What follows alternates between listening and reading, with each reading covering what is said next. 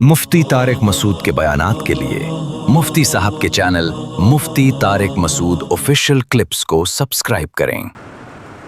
کہ اللہ کی نظر میں سب سے زیادہ اہمیت اس چیز کی ہے کہ انسان کو میں نے اپنے لیے پیدا کیا، لہذا وہ سب سے زیادہ محبت مجھ سے کرے۔ سمجھ رہے ہیں؟ ہماری نظر میں اس کی اتنی ویلیو نہیں ہے۔ ہمارے ہاں پیٹ پہلے ہے، پیسہ، پیٹ، عزت، شہرت، شادی، ٹھیک ہے، بچے، پھر اسکول، پھر 2 سے زیادہ نہ ہوں، یہ ایک مستقل ٹینشن ہے، تیسرا کیوں ہو گیا، ساس، بہو، داماد ستا رہا ہے، جٹھانیاں، نندیں، یہ ہمارے مسائل ہیں۔ سمجھ رہے ہیں؟ اللہ کی نظر میں ان مسائل کی زیادہ اہمیت نہیں ہے۔ اچھا، میں اگر آپ لوگوں سے ایک سوال پوچھوں کہ اللہ کی نظر میں ان مسائل کی زیادہ اہمیت نہیں ہے، تو میرا بھی تو حق بنتا ہے نا کہ اتنے عرصے سے بیانات کر رہا ہوں تو میں امتحان لوں کہ ہمیں اللہ یہ بتاتا ہے کہ ان چیزوں کو زیادہ ویلیو مت دو، تو اس کی وجہ کیا ہے؟ تو اگر میں آپ سے پوچھوں بھئی بنگلہ، گاڑی، عزت، شہرت، یہ تو بڑی ویلیویبل چیزیں ہیں نا۔ اللہ کہہ رہے ہیں بھائی کچھ بھی نہیں ہے، کچھ بھی نہیں ہے یہ تو کیوں؟ کیا دلیل کیا ہے اللہ کے پاس؟ نہیں، حیثیت نہیں ہے، یہ تو دعویٰ ہے نا۔ دلیل کیا ہے؟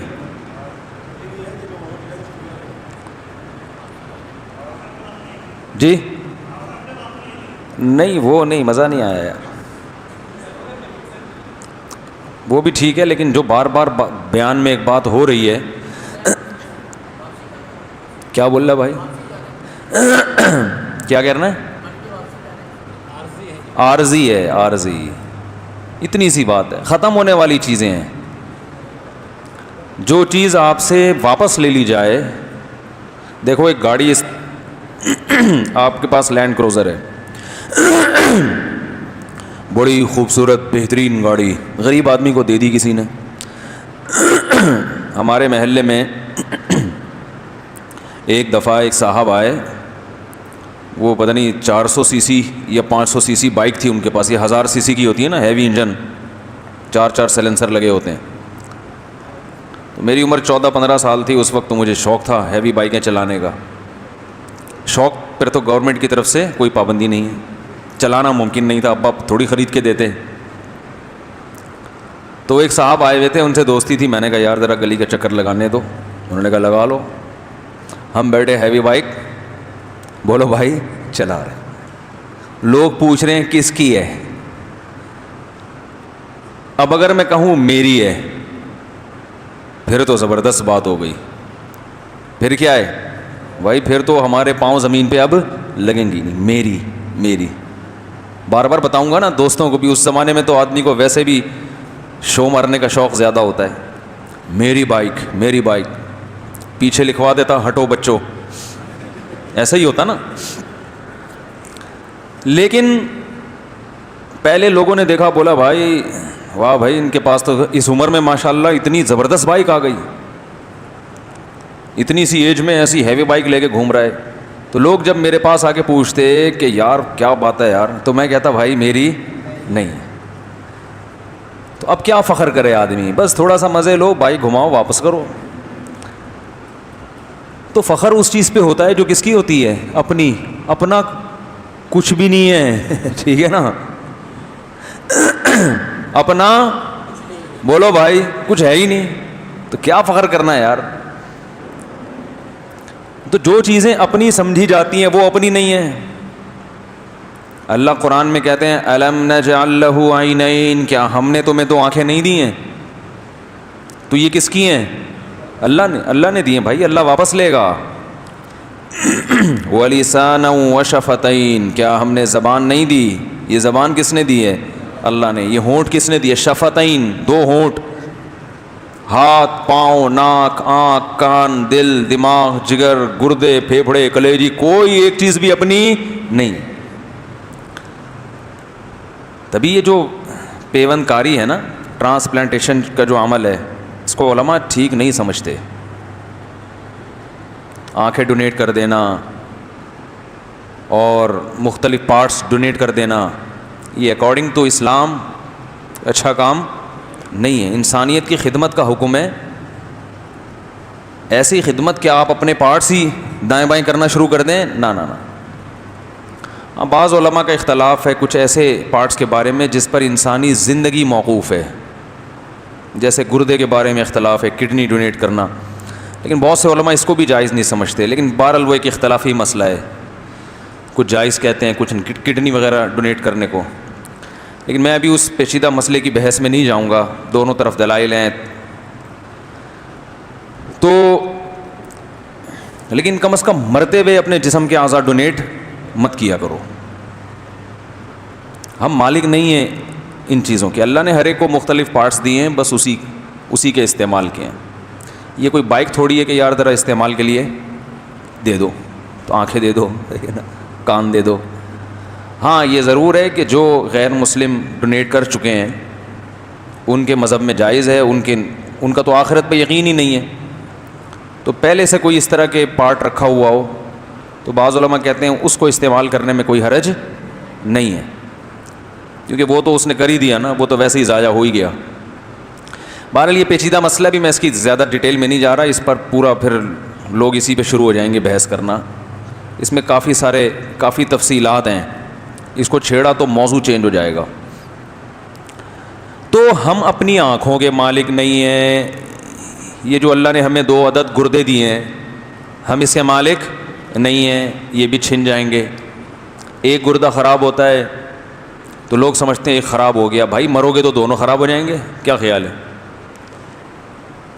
کوئی بھی چیز ہماری اپنی نہیں ہے، لہذا جب ہماری اپنی اخپل ہے ہی نہیں تو پھر فخر کرنا کیسا؟ تو اللہ کی نظر میں ان چیزوں کی ویلیو نہیں ہے، کیونکہ یہ چھن جانے والی چیزیں ہیں. دیکھو اپنی سوچ کے زاویے کو درست کر لیا نا تو کام ہٹو بچو ہو جائے گا. انسان جو ہے نا، یاد رکھیں، انسان کی ایک مزاج بنتا ہے انسان کا، ماحول میں رہ کے نا وہ ہر چیز کو ایک زاویے سے دیکھتا ہے. جس ماحول میں آپ بیٹھیں گے نا آپ کو ہر چیز اسی زاویے سے نظر آئے گی. مثلا آپ اگر MBBS کر رہے ہیں، ڈاکٹر بن رہے ہیں، 24 گھنٹے میڈیکل سائنس، تو آپ ہر آدمی کو اسی نقطۂ نظر سے دیکھو گے کہ یہ صحت مند ہے یا بیمار. سمجھ رہے ہو؟ سچا ہے جھوٹا ہے، اس کی ویلیو آپ کی نظر میں، یہ چیزیں نظر سے اوجھل رہیں گی.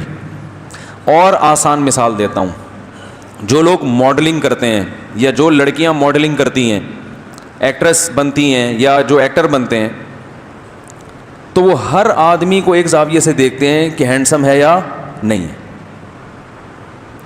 سمجھ رہے ہو؟ ان کی نظر میں سب سے زیادہ ویلیو کس کی ہوتی ہے؟ فٹنس کی. فزیکل فٹنس ہے، خوبصورت ہے یا نہیں، سب سے پہلے ان کا تبصرہ اسی پر ہوگا. آج کل چونکہ فلموں نے، ڈراموں میں حسن پرستی کو بہت زیادہ پروموٹ کر دیا ہے، تو انسان کو ناپا جاتا ہے کس سے؟ حسن و جمال سے. اخلاق گئے تیل لینے. خواتین کی بھی یہی بات ہے، ماشاءاللہ کتنی پیاری لگ رہی ہے، کتنی خوبصورت ہے، اس کی آنکھیں دیکھو، اس کی ناک دیکھو، موٹی ہے، ٹھگنی ہے. یہی صبح سے شام تک. جو لڑکی ذرا خوبصورت ہوگی اس کی عزت بھی زیادہ، اس کے دوست بھی، اس کی فرینڈز بھی زیادہ. شکل اچھی نہیں ہے، جاؤ. کیونکہ ڈرامے فلمیں دیکھ دیکھ کے نا یہی ذہن بن گیا ہے کہ سب سے پہلے کیا چیز ہے؟ شکل. کیونکہ دور اداکاروں کا دور ہے نا بھائی، سنگروں کا دور ہے، اداکاروں کا دور ہے، تو یہی سوچ پروموٹ ہو رہی ہے کہ سب سے پہلے کیا چیز ہے؟ آپ کی باڈی کی فٹنس. اور یہ ینگ جنریشن میں زیادہ ہے، کیونکہ جو عمر زیادہ ہوتی ہے تو فٹنس کہاں چلی جاتی ہے، تو ان کی نظر میں پھر ان چیزوں کی ویلیو نہیں رہتی. لیکن جوان آدمی کو بس وہ پہلی نظر میں فٹنس ہی دیکھے گا. یہی چیز دیکھتا رہے گا وہ بیٹھ کے, اور لڑکیاں بھی یہی چیز دیکھتی رہتی ہیں, تبھی بیوٹی پارلر ترقی کر رہے ہیں. اور بیوٹی پارلر کا جو, حالانکہ یہ دیکھو اتنا ٹائم تو نہیں لگتا نا کسی کی بیوٹی میں, کیا کیا کر رہے ہیں وہ وہاں بیٹھ کے ہیں لیکن اتنا سر پہ مسلط کر لیا ہے, گھنٹوں گھنٹوں بیوٹی پارلر. لڑکیاں بھی جاتی ہیں تو گھنٹوں گھنٹوں پولیس بھیجنی پڑتی ہے, بھائی بیوی کو نکلوا کے لا یار, جا کے بیٹھی ہوئی وہاں. ایسا ہی ہوتا ہے نا, بیٹھ گئے تو بیٹھ گئے. اور آدمیوں کا بھی اب یہی سیٹ اپ بنتا چلا جا رہا ہے, بیوٹی پارلر گئے تو پتہ نہیں کیا ہو رہا ہے وہاں بیٹھ کے, کیا کر رہے ہو یار تم. تو کیا ہے کہ چونکہ سوچ کا جو زاویہ ہے نا وہ چینج ہو گیا.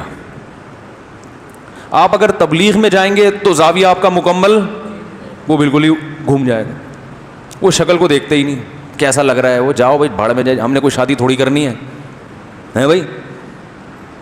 اب ایک امیر صاحب بنا دیا تبلیغ میں, کسی شکل دیکھ کے بناتے ہیں بھائی, جس کا وقت زیادہ لگا ہوا ہے, ایسا ہی ہے نا, جس کا وقت تبلیغ میں زیادہ لگا ہوا ہے وہی. ہم نے کوئی اس کو دولہا تھوڑی بنانا ہے, یا کوئی فلم میں تھوڑی اداکاری کروانی ہے بھائی, تجربہ زیادہ ہے, تحمل ہے, برداشت ہے, ذمہ دار بنا دو. اب وہاں 24 گھنٹے آپ باتیں سنتے ہیں, اللہ سے ہوتا ہے, اللہ کے غیر سے نہیں ہوتا, دین آئے گا ہماری زندگی میں, ساری دنیا. تو آپ کی نظر میں یہ جو فزیکل فٹنس ہے اس کی ویلیو اتنی نہیں رہتی. اب آپ کی نظر میں تہجد کی, اللہ کے خوف سے رونے کی, ان چیزوں کی ویلیو خود بخود بولو بھائی بڑھ جائے. اب آپ دیکھو گے یار جو تہجد بھی پڑھتا ہے, لمبی لمبی دعائیں مانگتا ہے, آپ اس کے قریب ہونے کی کوشش کرو گے. یار یہ جماعت میں 4 مہینے لگائے ہیں, اس جیسا بندہ مجھے جماعت میں نہیں ملا, اس کی خدمت زیادہ ہے. ایسا ہی ہوتا ہے کہ نہیں ہوتا ہے؟ علم زیادہ ہے اس کے پاس. جماعت میں آپ نکلو, کوئی عالم ہو نا تو لوگ اس کے قریب زیادہ آتے ہیں. علماء کا جتنا اکرام جماعت میں ہوتا ہے نا اتنا کہیں بھی نہیں ہوتا, وہ زیادہ آتے ہیں اس کے قریب. تو بھائی اس سے ایک بات تو پتہ چلتی ہے کہ انسان جس ماحول میں رہتا ہے نا تو اس کی جو سوچ کا جو زاویہ ہے اسی حساب سے چینج ہوتا رہتا ہے. تو ہم چونکہ دن رات دنیا میں ہر وقت وہی باتیں ہیں تو ہمارے, اچھا ایک تاجر جو ہے اس کی سوچ کا زاویہ یہ ہے اس کے پاس پیسے کتنے. فیکٹریوں کے مالکان بھی ہم نے دیکھے ہیں, ان کو کسی کی فزیکل فٹنس سے کوئی وہ نہیں ہوتی. وہ جب آپس میں بیٹھتے ہیں باتیں کرتے ہیں, تیرا بزنس کیا ہے, چاہے توند یہاں تک نکلی ہوئی ہو, فٹنس تو گئی, توند یہاں تک ہو, باقی چیزوں کا میں زیادہ ڈیٹیل میں نہیں جاتا, وہ جہاں بھی پہنچا دیں آپ. ہم نے بڑے بڑے تاجر دیکھے ہیں, یہ اتنی لمبی لمبی توندیں ان کی, ٹیڑھے میڑھے آڑے ترچھے, کہیں سے حسن و جمال قریب سے, یعنی ان کے قریب بھی نہیں پھٹکا کبھی, لیکن ان کی نظر میں اس کی ویلیو نہیں ہے. وہ آپ کو عزت اس پہ نہیں دیں گے آپ اچھے ہیں, برے ہیں, خوبصورت ہیں, بدصورت ہیں, تبلیغ میں کتنا وقت لگائے, تہجد پڑھتے ہیں نہیں پڑھتے ہیں, نا. ہاں بھائی تیرا بتایا کہ تیرا بزنس, میرے پاس سادی ٹاؤن کے پلاٹ ہیں, تیرے پاس کہاں کے ہیں. یار میں تو ڈیفینس میں کھیل رہا ہوں, میں نہیں کھیل رہا, میں اس کی بات کر رہا ہوں. تو تیرے پاس اتنا سرمایہ, تیری اتنی ٹرانزیکشن ہے بینک. اچھا بینک والوں کی نظر میں اس کی ویلیو ہے کہ آپ کی ٹرانزیکشن کتنی ہے. آپ بینک جاؤ, بہت خوبصورت ہو آپ, نور برس رہا ہے, چائے کا نہیں پوچھے گا آپ کو, پوچھے گا اس پہ ہے کہ آپ کو چائے پلائیں, وہ بولے گا یار اس کے اکاؤنٹ میں پیسے کتنے ہیں. اربوں روپے کی ٹرانزیکشن ہوتی ہے, کروڑوں کی ہوتی ہے, تو آپ کو فون کر کے کہے گا سر میں خود آ رہا ہوں آپ کے پاس, آپ کو یہاں آنے کی ضرورت بولو بھائی نہیں. کیونکہ وہ ان کا تو کام یہی ہے نا, ان کی نظر میں ویلیویبل آدمی وہ ہے جس کے اکاؤنٹ میں پیسے تگڑے پڑے ہوئے ہیں, حلال کے ہوں حرام کے ہوں, وائٹ منی ہو بلیک منی ہو, آپ کی بلا سے منی ہونا چاہیے. توند یہاں تک ہو, کوئی پرسنالٹی ہو, ہینڈسم ہے نہیں ہے, اس سے انہیں غرض. آڑے ترچھے ٹیڑھے میڑے لوگ بھی جائیں گے نا ان کے پاس, وہ کہے گا یار اس کا اکاؤنٹ میں اتنے سال سے اتنا پیسہ پڑا ہوا ہے, آپ آئیں بیٹھیں سر, بہت عزت دیں گے آپ کو. تاجر عزت دے گا تجارت کی بیس پہ کہ اس کی تجارت مجھ سے زیادہ ہے, وہ ہر وقت اسی نقطہ نظر سے سوچتا ہے. تو بھائی اب ان میں سارے صحیح تو نہیں ہو سکتے, کیا خیال ہے؟ یعنی اس سے ایک بات یہ پتہ چلتی ہے کہ ہمارا جو دل ہے نا اس میں اللہ نے لچک رکھی ہے, وہ مختلف اسٹائل سے سوچتا ہے. اس کو جس قسم کا ماحول ملے گا وہ اسی اسٹائل سے سوچنا شروع کر دے گا. اب یا تو جو جس اسٹائل سے سوچ رہا ہے سب ٹھیک ہیں تو سوچنے دو, یا ایسا ہے کہ ان میں صرف ایک اسٹائل ٹھیک ہے باقی سارے غلط ہیں. سمجھتے ہو کہ نہیں سمجھتے؟ اسلام کا دعویٰ یہ ہے کہ ان میں صرف ایک اسٹائل ٹھیک ہے باقی سارے غلط ہیں. سب غلط انداز سے سوچ رہے ہیں. جو کسی کو ویلیو دے رہا ہے اس بیس پہ کہ یہ ہینڈسم ہے, اسمارٹ ہے, خوبصورت ہے, اللہ فرماتے ہیں غلط غلط غلط, بلند ذوق نظر نہیں ہے, یہ تمہاری سوچ کی بلندی نہیں ہے. اگر اس بیس پہ انسان کی ویلیو ہوتی تو حضرت بلال رضی اللہ تعالیٰ عنہ کا تو پھر اسلام میں کوئی مقام ہوتا ہی نہیں. یہ تو ممکن ہی نہیں تھا ان کا کوئی مقام ہوتا. یہ غلط اس لیے ہے کہ بڑے بڑے ہینڈسم خوبصورت لوگ اللہ ان سے یہ نعمت چھیننے والا ہے, ختم. اس کا مطلب پھر وہ عزت کے قابل نہیں رہیں گے. اور ویسے بھی جو چیز اپنے اختیار میں نہ ہو اس پہ تھوڑی کسی کی تعریف کی جاتی ہے. صحت کسی حد تک تو اپنے اختیار میں ہے, کسی حد تک, باقی تو کس کا کام ہے؟ یہ اللہ کا کام ہے. آپ 1000 کوششیں کر لیں صحت بنانے کی, اللہ چاہتا ہے تو بن جاتی ہے, نہیں چاہتا تو نہیں بنتی.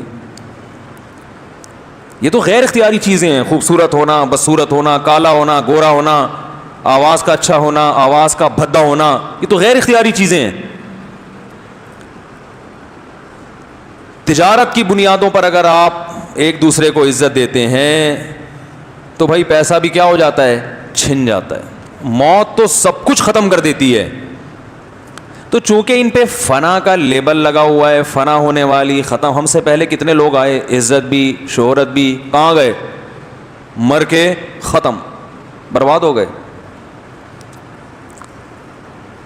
تو جس بیس پہ عزت ہو رہی ہے وہ بیس اگر ختم ہو گئی, وہ ہمارے ایک دوست ہیں بڑے اچھے تاجر ہیں, بیان سنتے ہیں, یہ بات بھی سنیں گے وہ, تو پوری ذمہ داری کے ساتھ بتا رہا ہوں, سنیں گے وہ, خوش ہو جائیں گے. اچھا ہے. میں 2-3 دفعہ ان کے آفس میں گیا, مجھے کہنے لگے مفتی صاحب آپ ہمارے آفس آیا کرو, جب بھی آتے ہو نا کوئی اچھا سودا ہو جاتا ہے.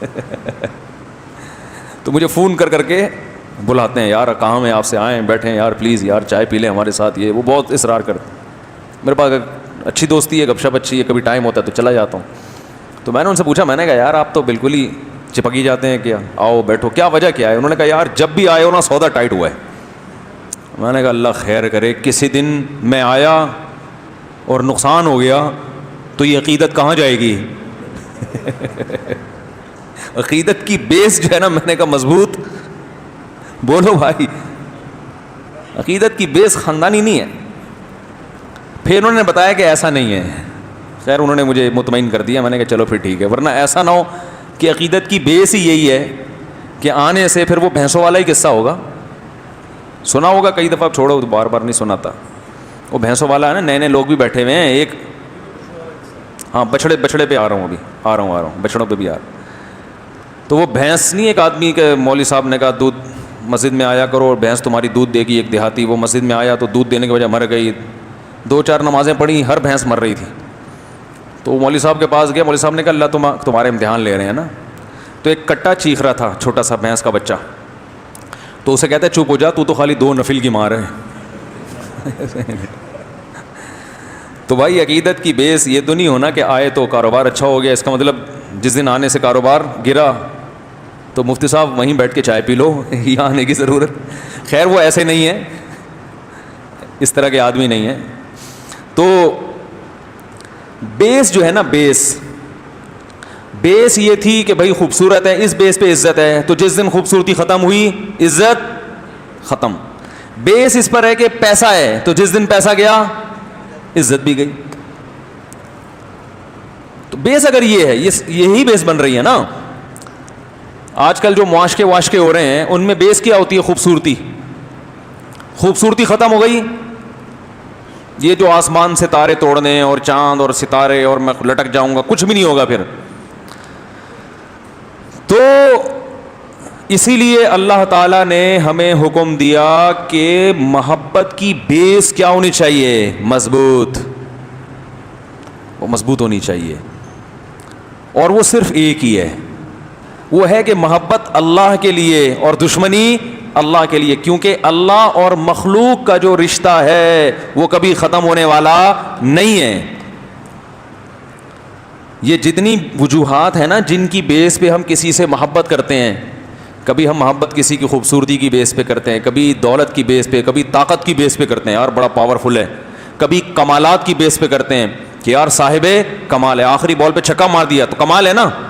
او بھائی میاں داد نے آخری بال پہ شارجہ کپ میں چھکا مارا تھا تو جاوید میاں داد کو لوگ کندھے پہ اٹھا رہے تھے, کیا خوبصورتی کی بیس پہ اٹھا رہے تھے ہیں بھائی, یا پیسے کی بیس پہ؟ کمال.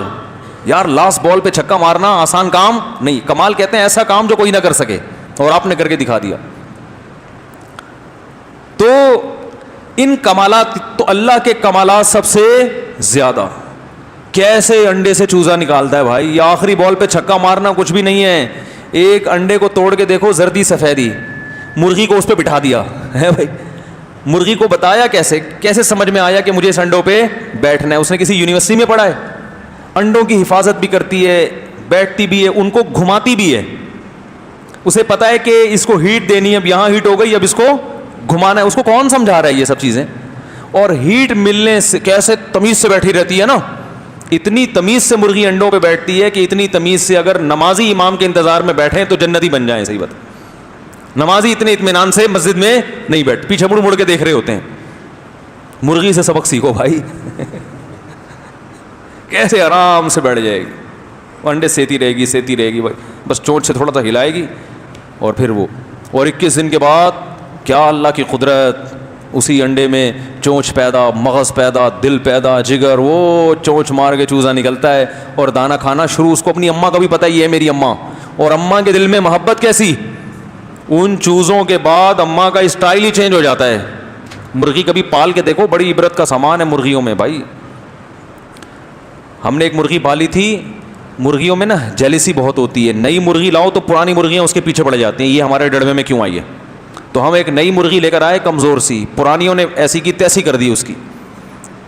یہ کون ہے بھائی؟ اللہ کی قدرت. وہ نئی مرغی کمزور نے انڈے دیے, ہم نے اس کو انڈوں پہ بٹھایا, اسے چوزے نکل آئے. جس دن اس کے چوزے نکلے ہیں نا تو اب وہ بچوں کی ماں بن گئی. اب اس کا اسٹائل کیا ہو گیا؟ چینج. اب اس نے کہا کوئی قریب آ کے تو دیکھے, کوئی قریب تو پھٹ گئے میرے. وہ کانفیڈنس پیدا ہوا ہے نا اس مرغی میں, ہے اتنی کمزور, لیکن اب 6 8 مرغیاں اس کا کچھ نہیں بگاڑ سکتی. اب وہ الٹا پٹک کے ان پہ حملہ کر رہی ہے. اس سے پتہ چلتا ہے کہ اولاد کے بعد ماں میں بے پناہ کانفیڈنس پیدا ہوتا ہے.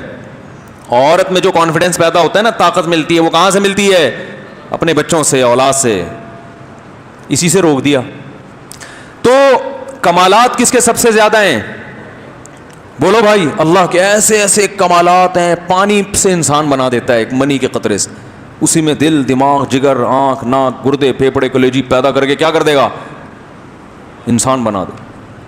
فالق الحب والنوى, دانے کو پھاڑتا ہے, تناور درخت بناتا ہے. اس درخت میں پھل پیدا ہوتا ہے, پھر اس پھل میں وہی گٹلیاں, ایک آم کی گٹلی زمین میں ڈالو ہے بھائی, اس سے پودا پیدا ہوگا, پھر پودے سے درخت پیدا ہوگا. بالکل ایک الگ چیز وجود میں آ رہی ہے. پھر وہ درخت بڑا ہوگا, اس میں بھور لگے گا, اس میں پھول پیدا ہوگا, پھر اس میں پھل پیدا ہوگا, پھر وہ بڑا ہوگا, پکے گا, سینکڑوں ہزاروں آم پیدا ہوں گے. ان سینکڑوں ہزاروں میں سے ہر ایک میں وہ گٹلی ہوگی جو آپ نے زمین میں دفن کی تھی. او بھائی ایسے کمالات کسی کے نہیں ہیں, اور یہ کمالات ختم ہونے والے نہیں ہیں. جاوید میاں داد نے ایک چھکا مارا تھا, اس کے بعد دوبارہ دوسرے ایسے چھکے کی توفیق نہیں ملی. کیا خیال ہے بھائی؟ اور اب محترم کی عمر بھی اتنی ہو چکی ہے کہ اب چھکے چوکے نہیں مارے جا سکتے. صحت خراب. اسپیڈ اختر, بھائی شعیب اختر کا عرف کیا ہے؟ اسپیڈ اختر. اسپیڈ اختر کی جتنی اسپیڈ تھی اب ہے. اب تو سنا ہے چلنے پھرنے سے بھی سنا ہے, واللہ عالم. بھائی اسپیڈ اختر کی جو اسپیڈ تھی اب وہ اسپیڈ باقی ہے؟ نہیں بھائی, اب باقی نہیں ہے. اب محترم شعیب اختر سے اگر کہا جائے کہ حضرت آپ اسی اسٹائل کے ساتھ بالنگ کرائیں جس اسٹائل سے آپ ماضی میں کرایا کرتے تھے اور کلیپنگ ہوتی تھی اور لوگ اپریشیٹ کرتے تھے، کہیں گے بھائی میری ہڈیوں میں وہ دم نہیں رہا، اب میں اتنا دوڑوں گا تو کوئی پرزا دائیں بائیں ہو جائے گا، جس کو دوبارہ اپنی جگہ پہ لانا یہ کسی کے بس کی بات نہیں۔ ہمارے ایک رشتے دار ہیں، اللہ ان کی عمر میں برکت دے، تو کہنے لگے یار ایک عمر کے بعد آدمی ایکسرسائز کے قابل بھی نہیں رہتا۔ یہ واقعہ سنا رہے تھے۔ میں نے کہا خیریت کیا ہو گیا؟ کہہ رہے میں حج کرنے کے لیے گیا، اب اتنی عمر میں آپ حج کرنے جا رہے ہیں نا، 55-60 سال ایج ہوگی، تو رمل میں تھوڑا سا سینہ کرانا پڑتا ہے نا۔ کہہ رہے ہم تو آفس میں بیٹھ کے کام کرنے والے لوگ ہیں، زیادہ ہلنا جلنا ہمارا ہوتا نہیں ہے، تو پہلے چکر میں نے جب یوں کیا ہے تو ادھر سے کٹک کی آواز آئی اور یوں ہی رہ گیا میں۔ کہہ رہے ہیں وہ جو یوں ہوا ہوں بڑی مشکل سے ڈاکٹر اپنی پرانی پوزیشن پہ لے کر آئے ہیں، پتہ نہیں اتنا ڈینٹنگ پینٹنگ کا کام ہوا ہے نا اندر اور کہہ رہے ہیں وہ درد ابھی تک بولتے کیوں نہیں گیا۔ تو بھائی یہ کمال انسان ہے نا تھوڑے دنوں میں ختم۔ وہ ایک سنگر جو تھا نا جوانی میں بہت خوبصورت گایا کرتا تھا، بوڑھا ہو گیا تو بتیسی لگوانی پڑی، اب جب وہ گانا گاتا تو بتیسی نکل کے گر جاتی، پھر اٹھا کے بیچارہ لگاتا پھر گاتا۔ تو ایک صاحب نے کہا یار گاتے رہو، یہ بار بار کیسٹ کیوں چینج کر رہے ہو؟ دانت نہیں رہتے، بولنے دانتوں کا بولنے میں بھی تو بڑا کردار ہے نا۔ تو اس لیے اللہ چاہتے ہیں کہ بھائی یہ ساری محبتیں ہونی چاہیے ایک لمیٹڈ، ایک حد ہوتی ہے اس کی، ختم ہونے والی چیزیں ہیں۔ اصل محبت کے قابل کون ہے؟ بولو بھائی اللہ۔ تو اب اللہ کی محبت کی سب سے زیادہ ویلیو ہے اللہ کی نظر میں، اور عقل بھی یہی کہتی ہے۔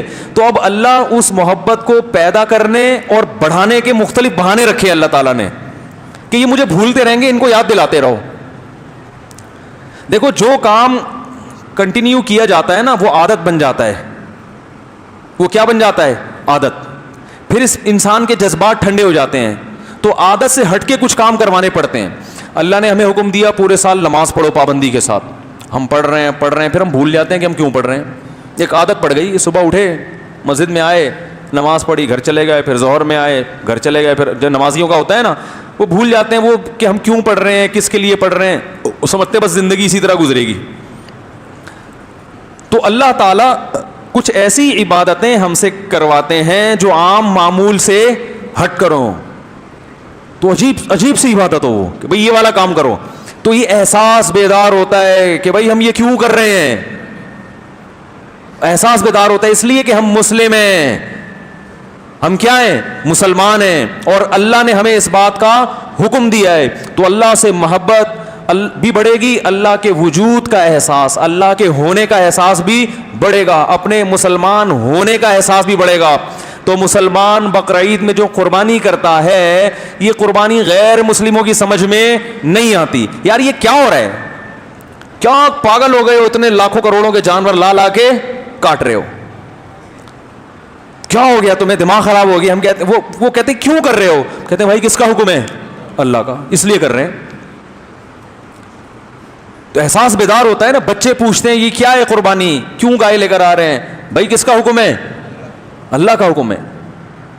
سنت ابیکم ابراہیم، ابراہیم علیہ السلام کو اللہ نے حکم دیا اپنے بیٹے کو ذبح کر دو۔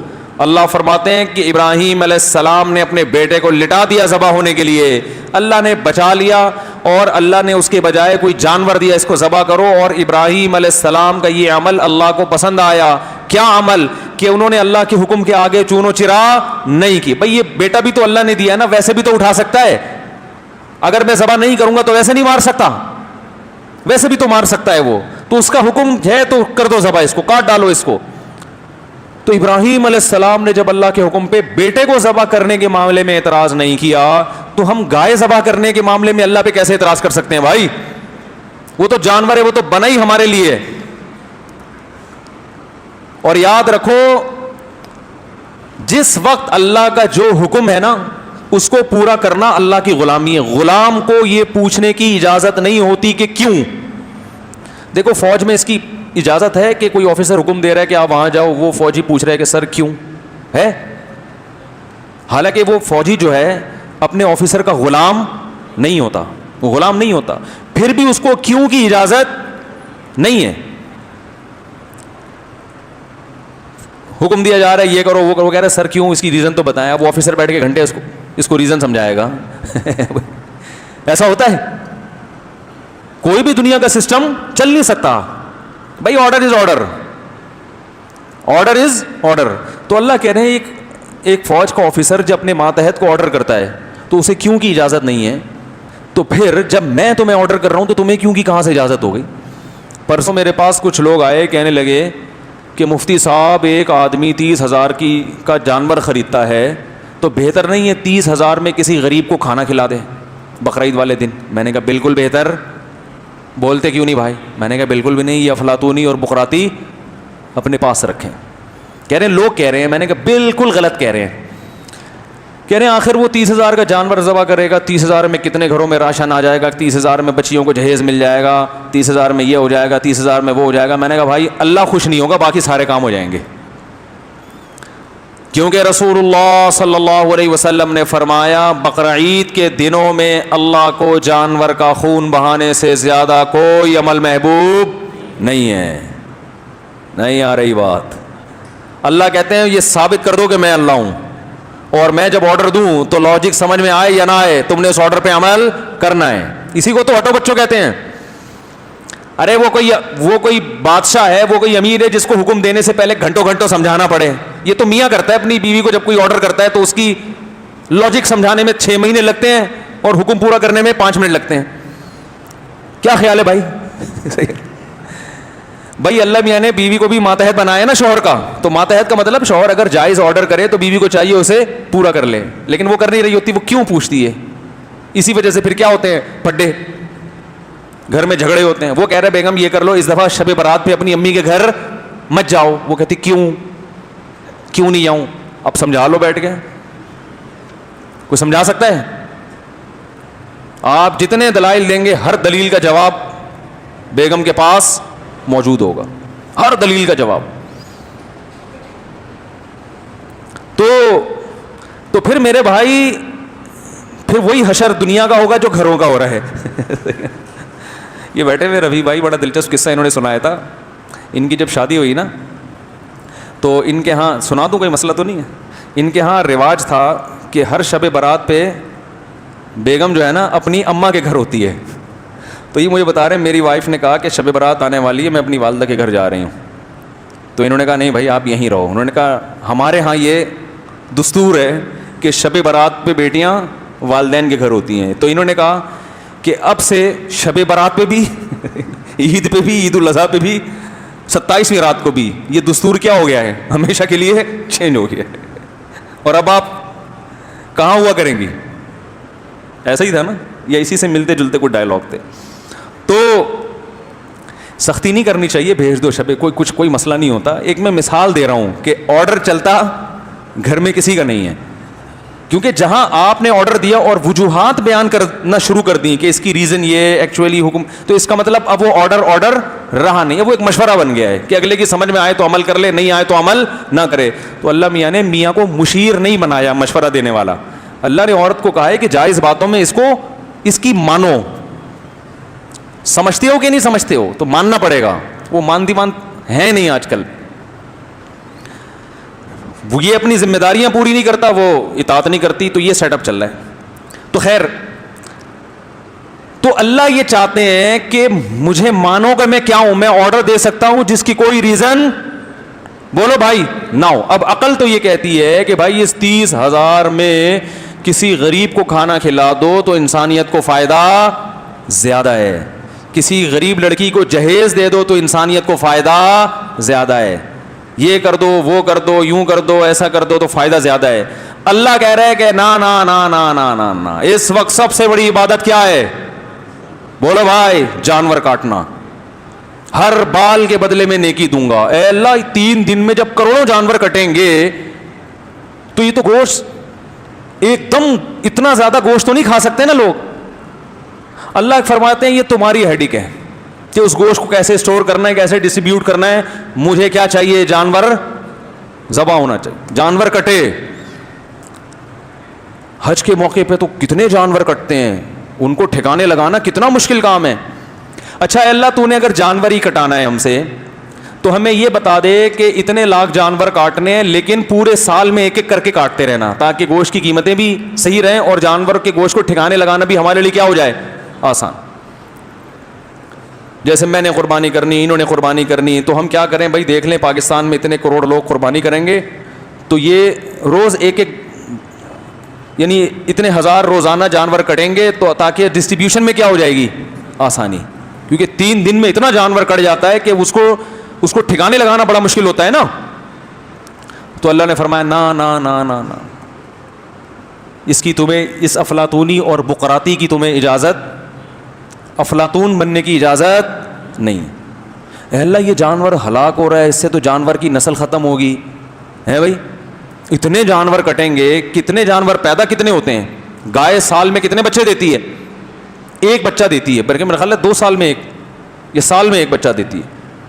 اور کٹتے کتنے ہیں, کتنے جانور کٹ رہے ہوتے ہیں. بکری ایک بچہ دیتی ہے, کٹتے کتنے بکرے, اور پھر پورے سال کتنے کٹتے ہیں. تو اللہ فرماتے ہیں یہ تمہارا ہیڈ ایک, بولو بھائی نہیں ہے, ان کی کمی کو پورا کرنا یہ تمہارا ہیڈ ایک نہیں ہے, تم آرڈر کے پابند ہو. اس لیے بھائی قربانی کیا کرو بڑھ چڑھ کے, اور اس قربانی میں بڑے فائدے کیا ہیں. دیکھو اللہ تعالیٰ نے ہمیں جو دین اور مذہب دیا نا وہ فطرت کے بہت قریب ہے, اس میں آرٹیفیشل کچھ نہیں ہے, مصنوعی کچھ نہیں ہے. غیر مسلموں کی جو عیدیں ہیں نا ان میں خوشی کا کوئی سبب نہیں ہوتا, بلا وجہ خوشی منائی جاتی ہے زبردستی, سمجھ رہے ہو. جیسے جو برتھ ڈے پہ خوشی منائی جاتی ہے نا, خوشی ہوتی نہیں ہے, ویسے ہی آدمی سیلیبریٹ کر رہا ہوتا ہے, ورنہ اس میں کوئی خوشی کی بات تھوڑی ہے.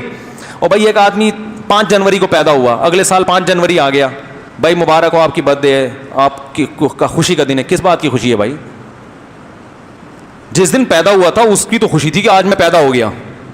اب 1 سال میرا گزر گیا ہے تو یہ وہ خوشی ہے, زندگی میں 1 سال کیا ہو گیا, کم ہو گیا, وہ خوشی تھوڑی ہے. جیسے جیسے عمر بڑھے گی آپ کا 1 سال کم ہوتا چلا جائے گا. ہاں اس بات کی خوشی ہو کہ آج آپ جوان ہو گئے, 15 سال کے ہو گئے, ماشاءاللہ صحت مند ہو گئے, تو چلو ٹھیک ہے. تو وہ 5 جنوری کو تھوڑی ہوا ہوگا, وہ تو جس دن بالغ ہوا ہے اس دن خوش, جوان ہو گیا ہمارا بچہ, منڈا جوان ہو گیا, یہ کہتے ہیں نا لوگ, چلو اس بات کی خوشی ہے. اب 50 سال کا ہو گیا, اب 51 سال کا ہوگا تو اور زیادہ غم ہونا چاہیے, 52 سال کا ہو گیا تو اور زیادہ غم کہ اب تو بھائی اب تو قبر کے قریب جا رہے ہیں. لیکن بلا وجہ کیک کاٹ کاٹ کے خوشی منائی جاتی ہے, ہوتی نہیں ہے. یہ آرٹیفیشل خوشی ہے کہ خوش ہونے کا کوئی سبب ہے نہیں. ہاں 1 سال کے آپ ہوئے اور فرشتے نے کہا 6 سال کی گارنٹی مل گئی ہے, نہیں مرو گے, پھر بھی خوشی ہے. پاس پہ کبھی خوشی نہیں ہوتی, خوشی ہمیشہ کس پر ہوتی ہے, فیوچر کا سوچ کے. اگر 1 سال کے آپ ہوئے اور فرشتے نے کہا 1 سال کا جو بھی ہوگا وہ مزید 1 سال تو لازمی زندہ رہے گا, پھر تو ٹھیک ہے. تو ماضی کا سوچ کے تھوڑی ہوتی ہے. اسی طرح جو ہندوؤں کی دیوالی ہے, خوشی کا کوئی سبب موجود نہیں ہوتا کہ بھئی کیا کس بات کی خوشی منائیں. کرسمس منائی جاتی ہے مصنوعی طور پر, خوشی کا کوئی سبب ہے نہیں. وہ کہہ سکتے ہیں آج حضرت عیسیٰ علیہ السلام پیدا ہوئے تھے, وہ پیدا تو 2000 سال پہلے ہوئے تھے نا, وہ تو ہو گئے نا, اب تھوڑی پیدا ہو رہے ہیں. یار کیا ہو گیا, سمجھ میں کیوں نہیں آ رہا بھائی, وہ تو 2000 سال پہلے پیدا ہوئے تھے نا, اب تھوڑی پیدا ہو رہے ہیں. 12 ربیع الاول کو لوگ خوشی مناتے ہیں کہ بھئی آج نبی پیدا ہوئے تھے, تو آج تھوڑی پیدا ہوئے تھے. اول تو 12 ربیع الاول تاریخ پیدائش ہے نہیں, لیکن فرض کر لو ہے بھی, تو آج تھوڑی, وہ تو 1400 سال پہلے پیدا ہوئے تھے. آپ کہہ سکتے ہیں ڈیٹ تو وہی ہے نا بھائی, سال وہ نہیں ہے. کیا خیال ہے, بالکل چینج ہو چکا ہے, دن اور سال سب چینج ہو چکا ہے. میں نے آپ کو اللہ نہ کرے قرضہ دے دیا مولوی صاحب, اور میں نے کہا کہ 5 جنوری 2021 کو مجھے واپس چاہیے. آپ 2030 میں آ رہے ہو 5 جنوری کو, مجھے غصہ آئے گا کہ نہیں آئے گا؟ میں کہوں گا میں نے 5 جنوری 2021 بولا تھا, آپ کہہ رہے ہیں ہے تو 5 جنوری نا. ارے وہ 5 جنوری 2021 کا بولا تھا اور آپ لا رہے ہو 2030 میں, تو 9 سال کا فرق آ گیا. تو حضرت عیسیٰ علیہ السلام تو بھائی 2000 سال پہلے پیدا ہوئے تھے, وہ دن تھوڑی ہے 25 دسمبر کو. تو یہ خوشی منانے پر گورنمنٹ کی طرف سے کوئی پابندی نہیں ہے, کسی بھی ٹائم ابھی منا سکتے ہیں آپ, ہلہ گلہ شروع کر دیں, خوش ہو جائیں. تو لیکن اسلام کی جو عیدیں ہیں نا اس میں خوشی منانی نہیں پڑتی, آٹومیٹیکلی خوشی ہوتی ہے. عید الفطر میں خوشی کس بات کی, 1 مہینہ روزے رکھے ہیں, بھوکے پیاسے اب اللہ کی طرف سے کھانے کی اجازت مل گئی. 1 مہینہ کسی کو بھوکا رکھو اور بولو پابندی ہٹ گئی آپ پر, خوش ہوگا کہ نہیں ہوگا؟ خوشی نہیں بھی منائے پھر بھی خوش. ارے بولتے کیوں نہیں یار, ہوگا نا خوش. روحانی خوشی بھی جسمانی بھی. روحانی یہ کہ اللہ نے اتنی بڑی ذمہ داری پوری کروا دی, رمضان کے روزے رکھوا لیے, تراویح پڑھوا لی, ثواب ہمارے اعمال میں لکھ دیا گیا, ہٹو بچوں کام ہو گیا, آخرت میں انشاءاللہ بخشش کا ذریعہ بن گیا. اس کی بھی خوشی ہوتی ہے انسان کو, اور اس کی بھی کہ کھانے کی چھٹی مل گئی. ورنہ آپ دیکھو یار, صبح ناشتہ نہ ہو آدمی کا سارا دن موڈ خراب رہتا ہے, ایسا ہے کہ نہیں ہے؟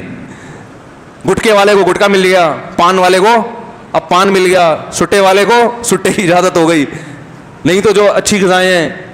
ورنہ بھوکے پیاسے کچھ بھی کام نہیں ہوتا. ہمیں تو معلوم ہے نا رمضان میں کیسے 10-11 بجے کیسی عجیب سی کنڈیشن ہوتی ہے, عجیب مرجھے سے بجھے سے منہ ہوتے ہیں, ہر آدمی پہ ہر ایک سے لڑنے کا دل چاہ رہا ہوتا ہے.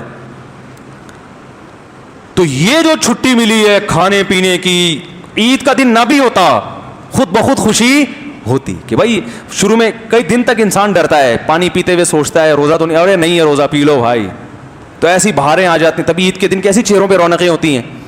جو رمضان میں جو بجھ گئے ہوتے ہیں نا چہرے, وہ ساری ایک دم چہرے کی رونق بحال. کھانے پینے کی 1 مہینہ بڑی بات ہوتی ہے, یہ آپ نے صبر کیا, اب چھٹی مل گئی. اور بقرعید میں بھی 2 خوشیاں ملتی ہیں سچی مچی کی, منائی نہیں جاتی, ہوتی ہے خوشی. وہ خوشی بھی روحانی بھی اور جسمانی بھی. روحانی خوشی کہ ابراہیم علیہ السلام نے جو بیٹے کو ذبح کیا تھا, اللہ کا ہم پر کتنا فضل کہ اللہ جانور ذبح کروا کے ہم سے ابراہیم علیہ السلام کی سنت پوری کروا رہے ہیں. ایک بال کے بدلے میں نیکی مل رہی ہے. کیسا بہترین موقع ثواب کمانے کا اللہ نے ہمیں دے دیا, انگلی کٹا کے شہیدوں میں نام لکھوانے کا موقع دے دیا. یہ روحانی خوشی ہوتی ہے. اور جسمانی خوشی گوشت, اتنا گوشت پورے سال کھانے کو نہیں ملتا, اور اتنا تازہ, اور وہ گوشت جس میں روحانی برکت بھی, اللہ کے نام پہ ذبح ہوا ہے, اللہ کے لیے, اللہ کے حکم پہ, اللہ کی طرف سے ضیافت. یہ کام تو ہٹو بچوں ہو گیا کہ نہیں ہو گیا؟ آپ کسی کی بھی ضیافت قبول کرتے ہو, چاہے وہ دال چاول کھلا رہا ہو, نسبت کا بڑا فرق ہوتا ہے. او بھائی یہ دال چاول ایسے جو صاحب کے گھر سے آئے ہیں, 20 لوگوں کو بتائے گا نا, او بھائی آج ایس ایچ او صاحب کے گھر سے دال چاول آئے تھے, یہ گٹکا کمشنر صاحب نے دیا ہے. گٹکے پہ فخر کرتے ہیں لوگ. تو بقرعید کے دن ہمیں فخر کس بات پر ہے؟ ہم نے تو ذبح کر کے اللہ کو دے دیا, اللہ کا ہو گیا. اب اللہ نے فرمایا فکلوا منہا, کھاؤ. یہ اللہ کی ملکیت میں چلا جاتا ہے. اب کس کی طرف سے ضیافت ہے؟ اللہ کی طرف. کھاؤ.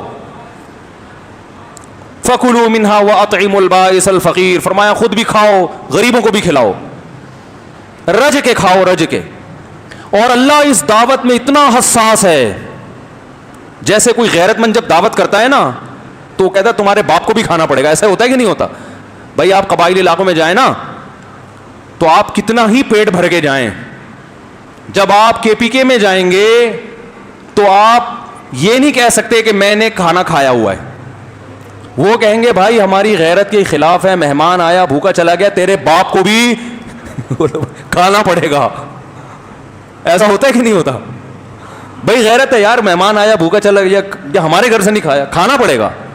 تو بھائی اللہ سے زیادہ کسی میں غیرت ہو سکتی ہے؟ اب مہمان کے پاس, آپ میزبان کے پاس گئے, ایک معقول عذر ہوتا ہے آپ کے پاس, آپ نے اگر نہیں کھانا تو آپ بول دو بھائی میرا کیا ہے, روزہ ہے, یہ بول سکتے ہو نا. اب وہ زبردستی تو نہیں کھلائے گا یار, اب مولوی صاحب سے روزہ کون توڑوائے گا. جائز ہے ایسے موقع پہ روزہ توڑنا, نفلی روزہ, لیکن عام طور پہ لوگ توڑواتے نہیں ہیں کہ چلو یار سارا دن رکھا ہوا ہے اب ہم ان کا روزہ خراب کریں. یہ ایک ایسا عذر تھا جو قابل قبول سمجھا جاتا ہے, بھائی آج تو مولانا صاحب کا روزہ ہے. تو یہ عذر بقرعید کے دن کیا جا سکتا تھا کہ اللہ آج میرا روزہ ہے, تیری طرف سے ضیافت ہے, لہذا میں ایکسکیوز کر رہا ہوں. میں کیا کر رہا ہوں؟ ایکسکیوز کر رہا ہوں, اس بیس پہ میں نہیں کھا رہا. تو اللہ نے اس دن روزہ رکھنے کو کیا کر دیا؟ بولتے کیوں نہیں بھائی؟ حرام. یہ بتانے کے لیے روزہ حرام کر دیا کہ تمہارے باپ کو بھی کھانا پڑے گا.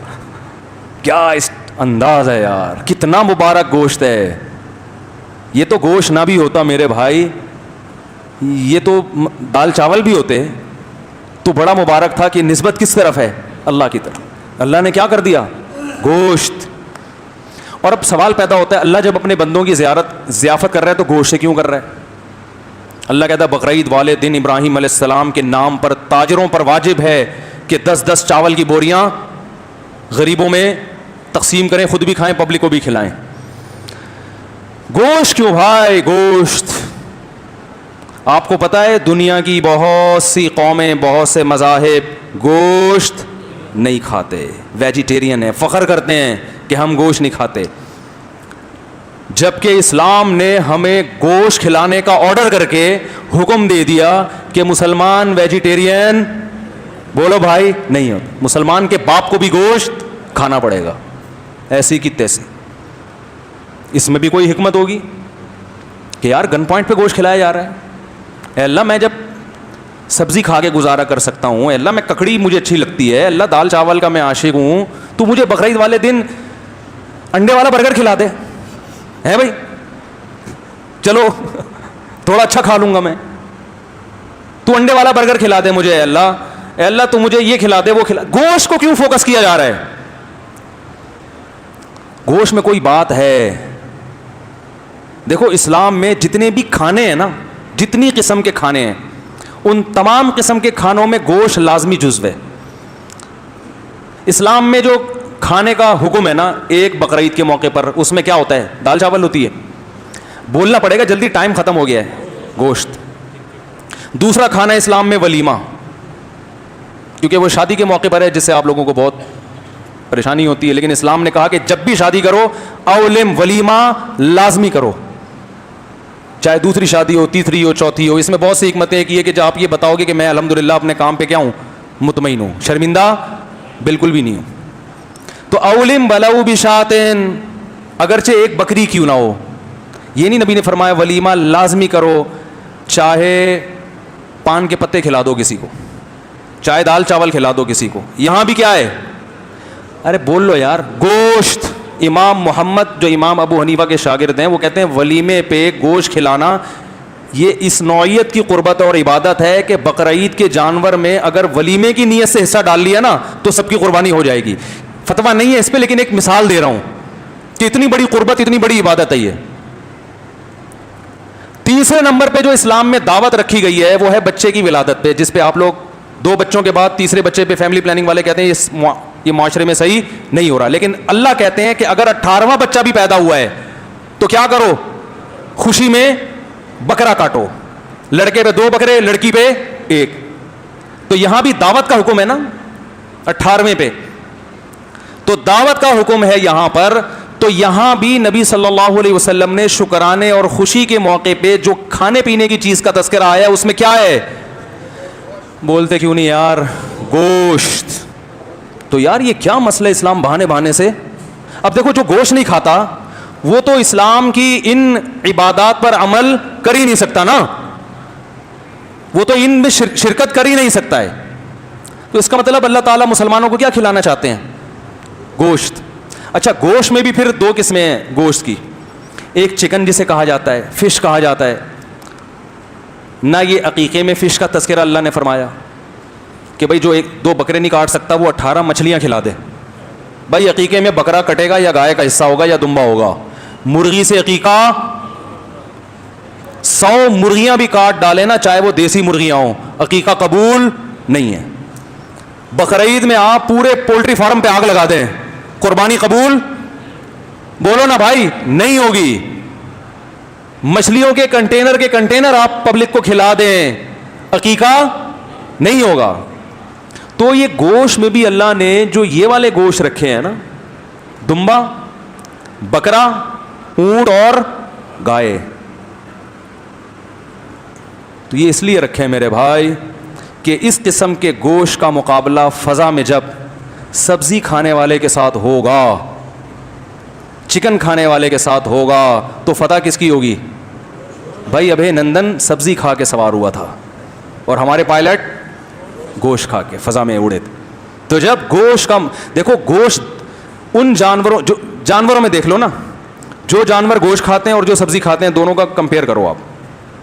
شیر کیا کھاتا ہے؟ گوشت. بکری کیا کھاتی ہے؟ تو کیا بکری شیر کا مقابلہ کر سکتی ہے؟ ہے بھائی. شیر کی دھاڑ دیکھو, واگا بارڈر جائیں نا آپ, دونوں طرف کی دھاڑیں سنیں, آپ کو سبزی اور گوشت کا فرق واضح نظر آئے گا. دھاڑ سے پتہ چل جائے گا کون کوفتے کھا کے آیا ہے اور کون ٹماٹر کھا کے آیا ہے, اور ٹماٹر بند کرنے کی دھمکیاں دے رہا ہے. یعنی ان کی نظر میں ٹماٹر کی اتنی ویلیو ہے کہ ہم نے ان کا پائلٹ گرفتار کیا تو ٹماٹر بند کرنے کی دھمکیاں دی جا رہی ہیں. تو بند کر دو ٹماٹر, لیکن ہم کہتے ہیں اللہ کا واسطہ یہ جو بقرعید میں جانور آ رہے ہیں نا کٹنے کے لیے, یہ بند مت کرنا, ہم ٹماٹر کے بغیر زندہ رہ لیں گے, گوشت کے بغیر ہم زندہ نہیں رہ سکتے. تو گوشت کھانے والے کی طبیعت میں قوت غضبیہ ہوتی ہے, سمجھتے ہو, اور اللہ چاہتے ہیں کہ اس امت میں جہاد کا جذبہ برقرار رہے. یہ لڑنے والی امت ہے, کیونکہ اپنے وجود کو برقرار رکھنے کے لیے اس کو طاقت چاہیے, آواز میں گرج چاہیے, کھا جائیں گے ورنہ تمہیں یہ. تو اس لیے گوشت کھایا. وقت پورا ہو گیا, اس پہ بہت کچھ کہا جا سکتا ہے, پھر انشاءاللہ دوبارہ بات کریں گے اس ٹاپک پر. عید الاضحیٰ کی نماز 6:40 پر ادا کی جائے گی. تو نماز کے بعد ایک نکاح ہے, وہ بھی گوشت کھاتے ہیں, اسی وجہ سے دوسری شادی کر رہے ہیں. حضرت مفتی صاحب, اکثر لوگ یہ اشکال کرتے ہیں کہ قربانی کرنے کی کیا ضرورت ہے, اس سے ملک میں گندگی اور بدبو پیدا ہوتی ہے, اس لیے یہ پیسے کسی غریب یا ادارے کو دے دینے چاہیے, اتنا مال خرچ کرنے کا کیا فائدہ؟ جواب تفصیل سے پیش کریں. اور بھی بہت سارے اعمال ہیں جن سے گندگی پھیلتی ہے, سمجھ رہے ہیں؟ گھر کی جب آپ صفائی کرتے ہیں, کچرا باہر نکالتے ہیں, تو گندگی پھیلتی ہے کہ نہیں پھیلتی؟ کیا ہوتا ہے کہ نہیں ہوتا؟ گھر سے جب آپ صفائی کرتے ہیں, جب آپ نہاتے ہیں تو آپ کی گندگی اترتی ہے نا, تو اس کو آپ نے ایک ٹھکانے لگانے کا پہلے سے انتظام کیا ہوا ہوتا ہے. واش روم میں بھی یہی کچھ ہو رہا ہوتا ہے, اور کچرا کنڈیوں میں جو گندگی پھیلتی ہے. تو گندگی پھیلانے کے سینکڑوں طریقے ہیں جو بہت ضروری بھی ہیں, تو وہ تو پھیلے گی. اصل یہ ہوتا ہے کہ اس گندگی کو ٹھکانے لگانے کا پہلے سے کوئی انتظام ہو. تو قربانی سے بھی گندگی پھیلتی ہے, تو اس کو پہلے سے ٹھکانے لگانے کا انتظام ہوگا تو انشاءاللہ گندگی نہیں پھیلے گی. تو یہ قربانی سے نہیں گندگی پھیل رہی, مسئلہ سارا اس سے ہو رہا ہے کہ وہیں اوجڑی پھینک دی, وہیں اس کے سری پھینک دی, اس میں کیڑے لگ گئے, اور وہ وہیں گلی میں خون بہا دیا جانور کا, وہ خون پڑا رہتا ہے, اس میں بدبو پیدا ہو جاتی ہے. تو جو بھی قربانی کرے بھائی اس کا بہت زیادہ اہتمام کریں. دیکھو رسول اللہ صلی اللہ علیہ وسلم نے فرمایا ایمان کا سب سے آخری درجہ یہ ہے کہ راستے سے تکلیف دہ چیز کو ہٹا دے. یعنی اتنا بھی اگر کوئی نہیں کرتا تو وہ ایمان دار کہلانے کا مستحق نہیں ہے. یہ ہے پڑی ہوئی تکلیف دہ چیزوں اس کو ہٹا دے. اگر کوئی تکلیف دہ چیز پھینکے تو وہ کتنا بڑا بے ایمان ہوگا, آپ اندازہ لگاؤ. یعنی ایمان کا آخری درجہ یہ ہے کہ آپ کو گندگی نظر آئی, تکلیف دہ چیز نظر آئی, آپ نے نہیں ہٹائی تو آپ مومن نہیں ہیں. تو آپ اس وقت اپنے آپ کو مومن کیسے کہہ سکتے ہیں جب آپ راستے میں تکلیف دہ چیز پھینکیں. اور حدیث میں تکلیف دہ چیز ہے تو اس میں اس کا مفہوم بہت وسیع ہے, کچھ بھی ہو سکتا ہے. تو جانور کا خون جو گلی میں پڑا ہوا ہے وہ تکلیف دہ ہے یا نہیں ہے؟ اوجڑی پڑی ہوئی ہے تکلیف دہ ہے یا نہیں ہے؟ پائے جگہ جگہ پھر رہے ہیں, اس کے سری پڑی ہوئی ہے, تو یہ تکلیف دہ ہے یا نہیں ہے؟ تو اس لیے قربانی کا ثواب اپنا ضائع مت کریں لوگوں کو تکلیف پہنچا کے. اتنا قربانی میں ثواب نہیں ملے گا جتنا تکلیف پہنچانے کا گناہ ملے گا. تو اس لیے جو بھی قربانی کر رہا ہے وہ اپنی ذمہ داری پر قربانی کی آلائشوں کو ٹھکانے لگانے کا اہتمام پہلے سے کرے. اس وقت کھڑے ہو کر مت سوچیں کہ ابھی اوجڑی کہاں پھینکوں میں. پہلے سے آپ کے پاس انتظام ہونا چاہیے کہ بھائی آلائشیں بھی ہوں گی تو اس کو کہاں ٹھکانے لگا. بھائی گھر میں جب صفائی کرتے ہو تو پہلے سے پتا ہوتا ہے نا کچرا کہاں پھینکنا ہے. بھائی یہ ڈسٹ بن میں پھینکنا ہے, ڈسٹ بن کا پہلے سے انتظام بھنگی سے رابطہ کیا ہوا ہوتا ہے کہ یہ تو اٹھا کے لے جائے گا یہاں سے, نہیں اٹھایا تو تجھے اٹھوا لوں گا میں. ہوتا ہے کہ نہیں ہوتا؟ یا یہ اس وقت انتظام کرتے ہیں گھر کی صفائی کر دی, اب شاپر لے کے گھوم رہے ہیں کہاں پھینکوں میں اس کو. تو وہاں میں نے قربانی میں یہ دیکھا ہے اوجڑی لے کے گھوم رہے ہوتے ہیں, کس کے گھر کے سامنے رکھوں میں اس کو. تو یہ پہلے سے انتظام کرنا ہے آپ نے کہ ان آلائشوں کو کیسے ٹھکانے لگانا ہے, اور بولو بھائی کہاں ٹھکانے لگانا ہے اور کیسے. یہ پہلے سے انتظام کرنا ہے آپ نے, ورنہ قربانی کا ثواب خراب ہو جائے گا جو لوگوں کو. اور پھر اس سے اسلام کا مذاق اڑانے کا موقع ملتا ہے کہ مسلمان گندے ہوتے ہیں. ہر قوم کے تہوار میں جب بھی کوئی تہوار آتا ہے تو خوشبوئیں آ رہی ہوتی ہیں نا. ارے بھائی عیسائی پورے سال نہ نہائیں لیکن کرسمس پہ پورا خوشبوؤں کے بالٹیاں الٹ دیتے ہیں اپنے اوپر, ایسا ہی ہوتا ہے نا. تو یہ کیسا مسلمانوں کا تہوار ہے کہ 2-3 دن کے بعد بدبو کے بھبوکوں سے آدمی کا گزرنا مشکل ہو جاتا ہے. تو یہ تو اسلام کا مذاق اڑانے والی بات ہوئی نا. تو اس سے تو ثواب کے بجائے عذاب ہوگا, اس لیے اس کا اہتمام کیا کریں. اکثر لوگ اشکال کرتے ہیں کہ قربانی کہاں، یہ گندگی والا مسئلہ حل ہو گیا نا. ہاں تو گندگی نہیں کرنی ہے بھائی. احادیث میں ازار ٹخنوں سے نیچے رکھنے پر وعید آئی ہے. اس پر لوگ کہتے ہیں اللہ اتنا ظالم نہیں ہے کہ صرف شلوار نیچے رکھنے پر جہنم میں ڈال دے. آپ نے جب جہنم میں چھلانگ لگانے کا فیصلہ کر ہی لیا ہے، کتنی تکلیف ہوتی ہے شلوار ٹخنوں سے اوپر کرنے میں، کتنا ٹائم لگتا ہے. ایک طرف جہنم کی وعید سنائی جا رہی ہے، ایک طرف کہا جا رہا ہے تھوڑا سا اس کو اوپر کر لو، تو کیا جا رہا ہے؟ تو اللہ کو اس پہ تو غصہ آئے گا نا بھائی، 2 منٹ لگتے تھے اس کو اوپر کرنے میں، پھر بھی نہیں کر رہے، تو اللہ کا حق بنتا ہے نا جہنم میں ڈال دے.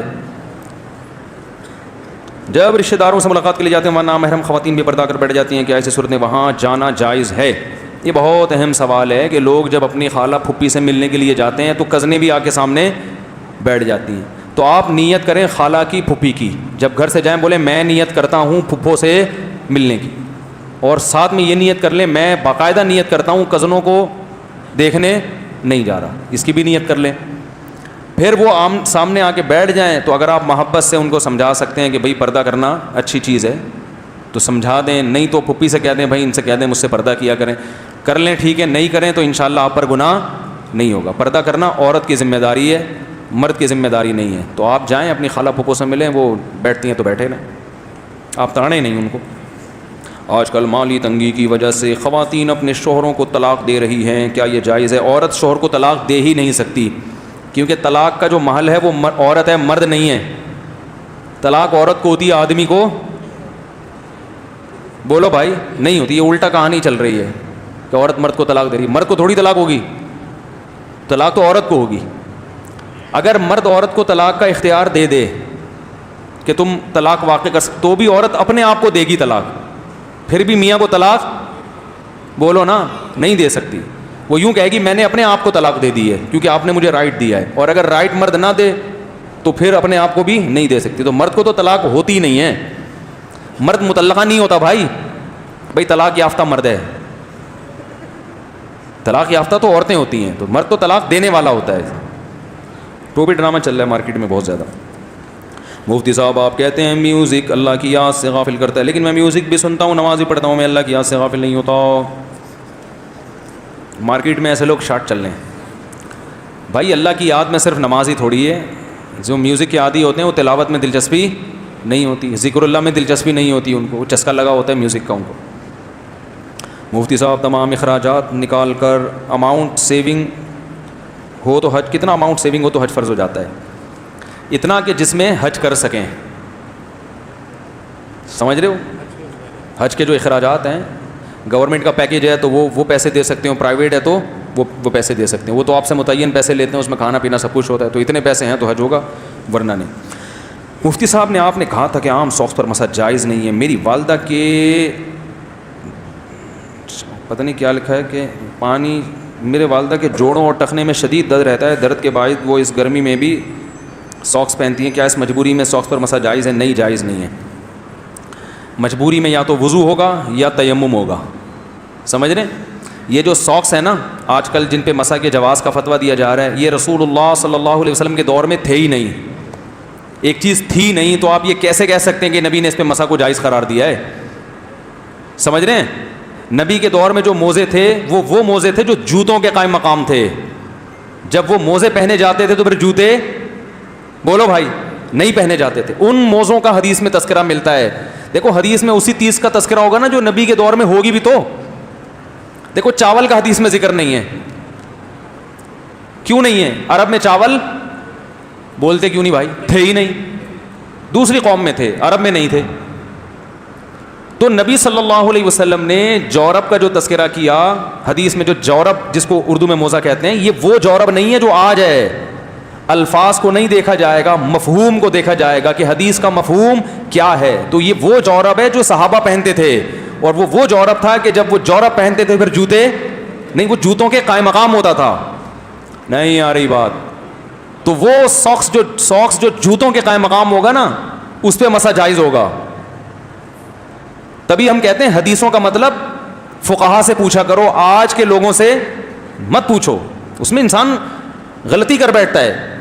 تو صحابہ کے جو تبھی تمام فقہا اس کے قائل ہیں. مختلف شرطیں لگائی ہیں. کسی نے کہا اتنے میل پیدل چل سکتا ہو اس میں، کسی نے کہا کہ اتنے موٹے ہوں، کسی نے کہا یہ شرط. تو یہ شرطیں کیوں لگائی ہیں؟ سب نے اپنے اپنے حساب سے صحابہ کرام جس قسم کے موزے پہنا کرتے تھے ان کا ایک معیار متعین کیا ہے اور شرطیں لگائی ہیں. ہر آدمی اپنے لحاظ، ہر مجتہد نے اپنے لحاظ سے شرطیں لگائی ہیں نا. انہوں نے کہا صحابہ کے موزے جو تھے نا اس میں یہ کوالٹی تھی کہ اتنے میل چل سکتے تھے، کسی نے کہا نہیں یہ شرط، کسی نے کہا یہ شرط. تو وہ سب انہوں نے اس موزے کو بنیاد بنایا ہے.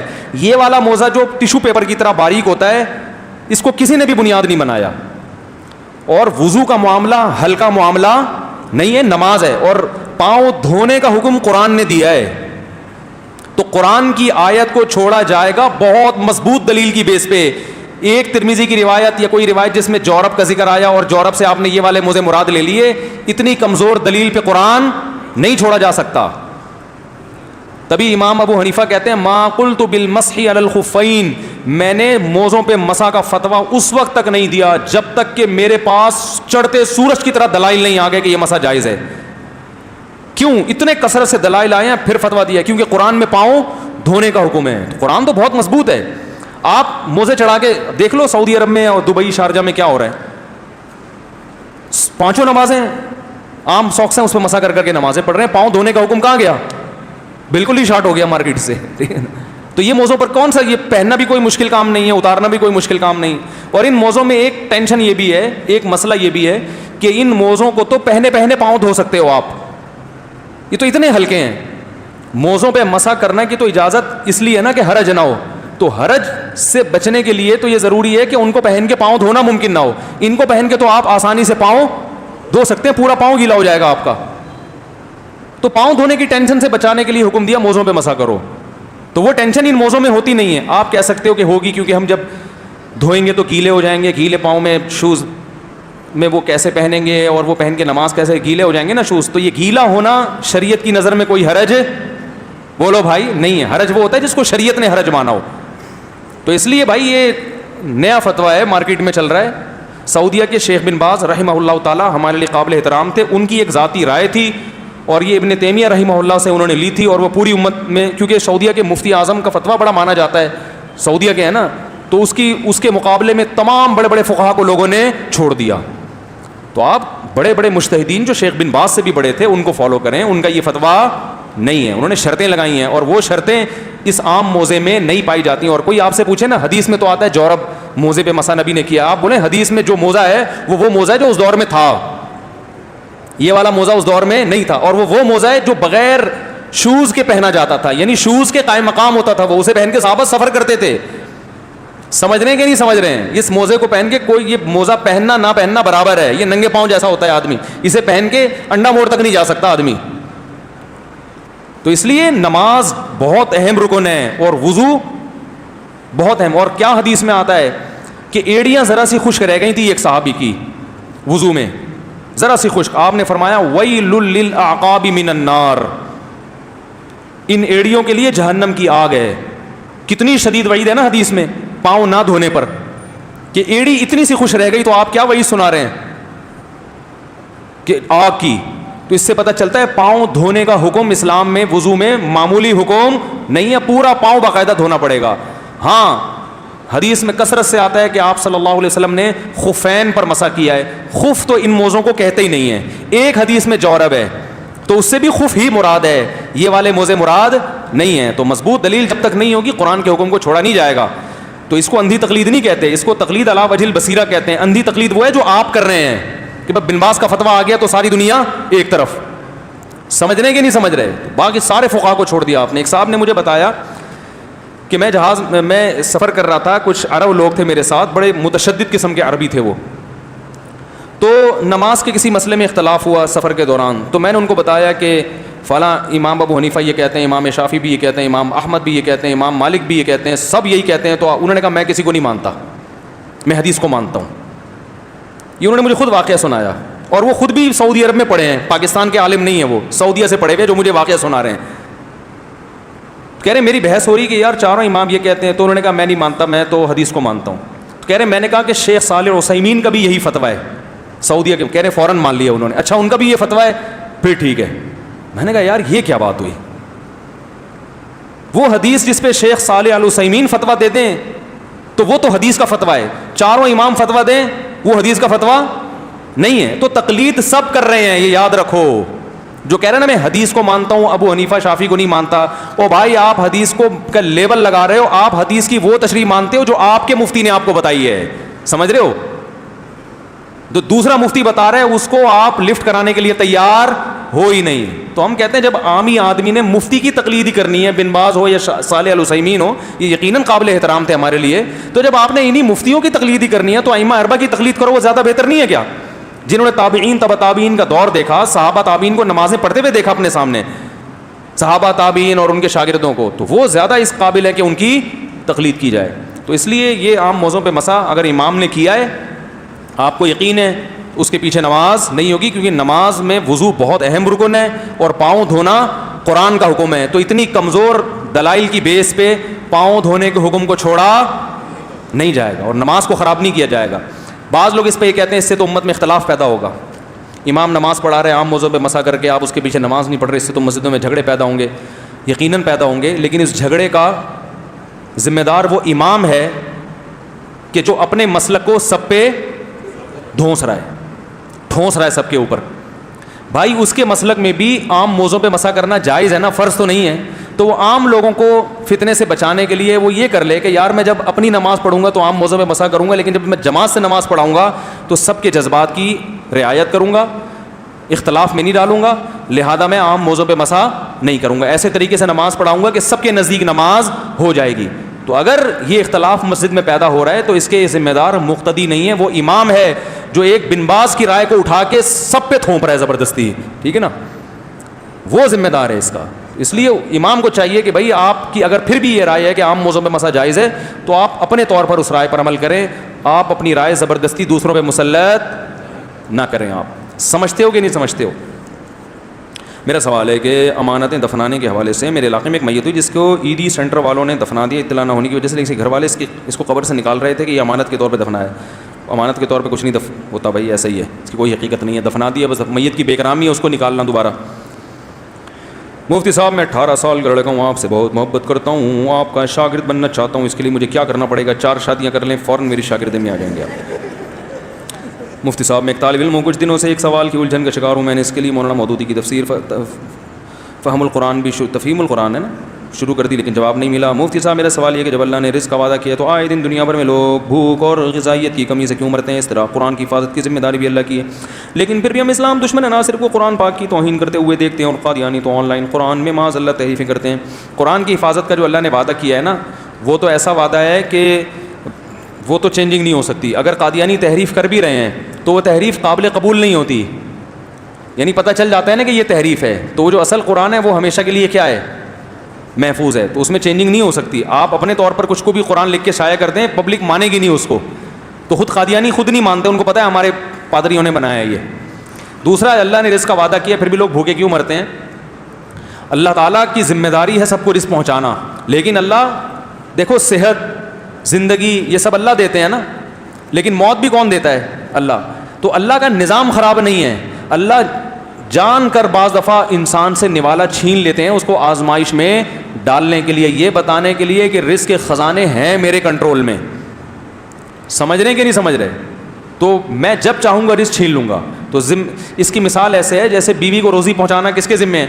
میاں کے, لیکن وہ کبھی یہ بتانے کے لیے کہ میں میاں ہوں اور کسی بات پہ ناراض ہو کے وہ کیا کر لیتا ہے؟ دال پانی بند کر لیتا ہے. بھائی بیگم تمہارا میرے ساتھ سلوک ٹھیک نہیں ہے, اب راشن نہیں آئے گا تمہارا.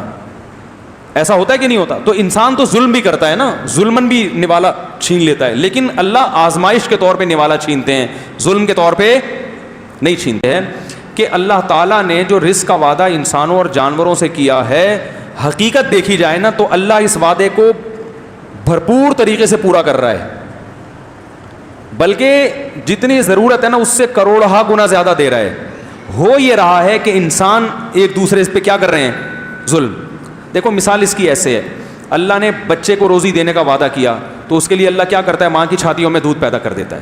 اب مائی اگر دودھ نہ پلا رہی ہو بچے کو تو یہ اللہ کا قصور نہیں ہے, یہ کس کا قصور ہے؟ یہ اماں کا قصور ہے. پھر بچہ بھوک سے مر گیا تو بچہ یہ نہیں کہہ سکتا کہ اللہ تو نے تو روزی کا وعدہ کیا تھا, اللہ کہے گا میں نے وعدہ کیا تھا, ماں کی چھاتیوں میں دودھ پیدا کیا, اور اگر اس کو دودھ پلانے میں ٹینشن ہو رہی تھی تو بہت سی عورتیں جو فیڈ کرا سکتی تھیں تیری ماں ان کے حوالے کر دیتی. تو یہ ماں نے ظلم کیا ہے, یہ میرا قصور نہیں ہے, اس ظلم کا میں اس سے انتقام لوں گا. تو آج بھی جو دنیا میں رزق کی کہیں کمی ہے نا, بھوک سے لوگ مر رہے ہیں, تو وہ اللہ کی وجہ سے نہیں مر رہے, وہ کمبخت بڑے بڑے سود خوروں نے دوسروں کے منہ سے نوالا چھین لیا ہے. تنزانیہ ارب پتی ملک ہے. میں تنزانیہ گیا ہوں, زمین سے تنزائنامائٹ ایک پتھر پیدا ہوتا ہے جس کی وجہ سے تنزانیہ دنیا کا امیر ترین ملک ہے, لیکن غریب ترین ملک بھی تنزانیہ ہی ہے. کیوں؟ اللہ نے ان لوگوں کو اتنا رزق دیا ہے نا کہ اگر وہاں کی گورنمنٹ عدل و انصاف سے کام لینا شروع کر دے تو وہ سونے کے نوالے کھانا شروع کر دیں. لیکن بڑی طاقتوں نے وہاں کی حکومت کو خریدا ہوا ہے کہ سارا پتھر نکال کے اسمگل کرو, ہمیں دو, قوم کو بھوکا رکھو, اس کے ہم سے پیسے لے لو. تو حکومت امیر ہے, پبلک غریب. ساؤتھ افریقہ میں ڈائمنڈ پیدا ہوتا ہے, اس ڈائمنڈ کے بزنس سے لوگ ارب پتی بن گئے ہیں, لیکن افریقہ میں جس جگہ سے نکلتا ہے نا وہاں لوگوں کے پاس کھانے کو روٹی نہیں ہے, کیونکہ بڑی طاقتوں نے وہاں کے ڈائمنڈ کو کنٹرول کرنے کے لیے وہاں لوگوں کو آپس میں لڑوایا ہوا ہے, وہاں وہ امن پیدا نہیں ہونے دیتے. اس پھٹے بازی کی وجہ سے وہ لڑ رہے ہیں, اور فائدہ کون اٹھا رہا ہے؟ بڑی طاقتیں. تو اللہ نے تو بھائی بھوکے ننگے لوگوں کو ڈائمنڈ جیسی نعمت دی ہے, لیکن دنیا میں ظلم ہوتا ہے نا, اس ظلم کی وجہ سے لوگ ان سے نوالا چھین لیتے ہیں. تو اسی وجہ سے اللہ پھر قیامت میں ظالموں سے بدلہ بھی لے گا. تو اللہ کا سسٹم خراب نہیں ہے, انسانوں نے اس کو کیا کیا ہوا ہے؟ ظلم کیا ہوا ہے. تو اور وہ پھر اللہ انسانوں سے بدلہ لے گا قیامت کے دن. دنیا میں بھی بعض دفعہ لیتا ہے, آخرت میں تو لے گا بدلہ. بس کرو یار, آج کل جانوروں میں ایک وائرس چل رہا ہے, جانور اچانک سے اپنی پچھلی ٹانگیں لگڑانا شروع کر دیتا ہے. کیسے جانور کی قربانی جائز ہے؟ جب خریدا تھا جب ٹھیک تھا, اگر اتنا چلے نا کہ تھوڑا سا بھی چل سکتا ہو تو پھر قربانی جائز ہے. بالکل ہی لیٹ گیا تو بس پھر نہیں, تھوڑا بہت بھی چل سکتا ہوں نا, بے شک لنگڑا کے چلے. جامعہ رشید کے بارے میں آپ کا کیا خیال ہے؟ کیا لکھا ہو بھائی؟ جامعہ الرشید, او بھائی ہمارا اپنا ادارہ ہے جامعہ الرشید, پتہ نہیں کیا پوچھا انہوں نے. میری مفتی صاحب میری بیوی 8 مہینے ہو گئے اپنے باپ کے گھر جا کے بیٹھ گئی ہے اور بول رہی ہے کہ میں پردہ نہیں کروں گی, بھلے سے آپ مجھے طلاق دے دو. اب آپ مشورہ دیں میں کیا کروں؟ پردہ تو اللہ نے فرض کیا. پہلے پردہ کرتی تھی جب شادی ہوئی تھی, اس وقت آپ نے کہا تھا مجھے پردے دار لڑکی چاہیے ہے بھائی. اگر پہلے پردہ کرتی تھی اسی بیس پہ شادی ہوئی, اب نہیں کر رہی, تو آپ کا حق بنتا ہے کہ آپ اس پہ کیا کریں؟ سختی. اگر پہلے پردہ نہیں کرتی تھی, آپ نے ایز اٹ از اس کو قبول کیا, اس کا مطلب آپ بھی مینٹلی طور پر ریڈی تھے, وہ بھی ذہن میں تھا کہ مجھ سے پردہ نہیں کروائے گا. اب آپ گن پوائنٹ پہ پردہ کروائیں گے تو یہ کام آگے چلے گا نہیں. سمجھتے وہ کیا ہے کہ بھائی جب تم نے پردہ کروانا تھا تو پردے والی لے آتے نا. نہیں آ رہی سمجھ میں تو رہنے دو. جب اتنے نیک تھے کہ تم بے پردگی برداشت ہی نہیں ہوتی تو تمہیں تو پہلے سے پتا تھا میں پردہ نہیں کرتی, تو پھر کوئی پردے والی تلاش کر کے لے آتے. اس وقت تو عشق چڑھا ہوا تھا, یہی چاہیے چاہے پردہ کرے یا نہ کرے. اب جب اپنے قبضے میں آ گئی تو پردہ کیوں نہیں کر رہی بھائی؟ بات آ رہی ہے سمجھ میں؟ اب جب بیگم اپنے قبضے میں آ گئی, ہوم ڈیلیوری ہو گئی, صحیح ہے, ابا گھر پہنچا کے چلے گئے باقاعدہ. ہوم ڈیلیوری کے بعد جب مکمل قبضہ ہو گیا, اب آپ کو اعتراض ہو رہا ہے پردہ کیوں نہیں کرتی. تو وہ بولے کہ بھائی یہ اعتراض پہلے ہوتا نا, تو اگر پہلے اعتراض نہیں ہوا تو اب آپ زبردستی نہیں کر سکتے. ہاں محبت سے ضرور سمجھائیں, بیانات خود نہ سمجھائیں. بیوی کی عادت ہوتی ہے جو چیز خود سمجھاؤ گے اس کا الٹ چلے گی, وہ لازمی. اس کو کہیں شیطان نے یہ دماغ میں ڈال دیا ہوتا ہے کہ میرا میاں کبھی بھی صحیح بات نہیں کرے گا. اس کو آپ یہ بولو کہ تم بیگم مجھے یہ سر پہ 1 منٹ کے لیے بھی دوپٹہ برداشت بولو نہیں ہے. ہم کوئی مولوی خاندان کے لوگ ہیں, اس طرح سے بولو گے نا تو موٹی موٹی چادریں سر پہ ڈالنا شروع کر دے گی آپ کو تپانے کے لیے. ٹھیک, آپ بول رہے ہو کہ یار ان کو مفتی صاحب کو ہمارے گھر کا پتہ کیسے چل گیا؟ یہ سب باتیں تو بالکل صحیح کر رہے ہیں. تو یہ ہوتا ہے, جو بولو گے الٹا چلے گی. عورت تو میاں کو مانتی کہاں ہے, وہ کہ تو کون ہے, تیری اوقات کیا ہے. وہ نیک ویک آدمی گھر سے باہر ہوتا ہے میرے بھائی, گھر میں کوئی نیک نہیں ہوتے, سب گھر کے باہر کی باتیں ہیں. میں بہت اچھا بہت زندہ, باقی عورت وہ ٹیڑے والا قصہ جو ہے نا, وہ ٹیڑے اڑ رہے تھے, وہ سوچ لیا کریں. تو اس لیے اب حل یہ ہے کہ خود نہ سمجھائیں, علماء کے بیانات لگا دیا کریں, تبلیغ والوں تبلیغ میں لے کے جائیں اس کو, وہاں وہ بیان سنے گی. اب اس طرح سے آہستہ آہستہ اس کو دین پہ لانے کی کوشش کریں. دعائیں مانگیں, بہت دعاؤں کا بڑا اثر ہوتا ہے. اور بیانات سنوائیں علماء کے. خود بولیں گے, جتنا بولیں گے اتنا ہی ضد میں آئے گی. وہ بڑی ضد پنا چل رہا ہے آج کل مارکیٹ میں. جتنا سمجھائیں گے نا اتنی بے پردگی پر اور مضبوط ہو جائے گی, اور ایک وقت آئے گا کفر بولنا شروع کر دے گی, پھر وہ بولے گی اسلامی کو نہیں مانتی. یہ مارکیٹ میں ہو رہا ہے یہ. تو بڑے ٹیکنیکل طریقے سے سیاست سے بالکل چھوڑ دیں اس ٹاپک کو. علماء کے بیانات کسی بزرگ کے پاس لے جایا کریں, ان کے بیانات سنوائیں. یا سب سے بہتر راستہ ہے خواتین کو انسان بنانے کے لیے تبلیغی جماعت میں لے جاؤ. 3-4 دن جب دیکھیں گی نا سب برقعے میں, اسکارف میں, اللہ رسول کی باتیں, ایسا سکون ملے گا, اس کا دل چاہے گا کہ میں بھی.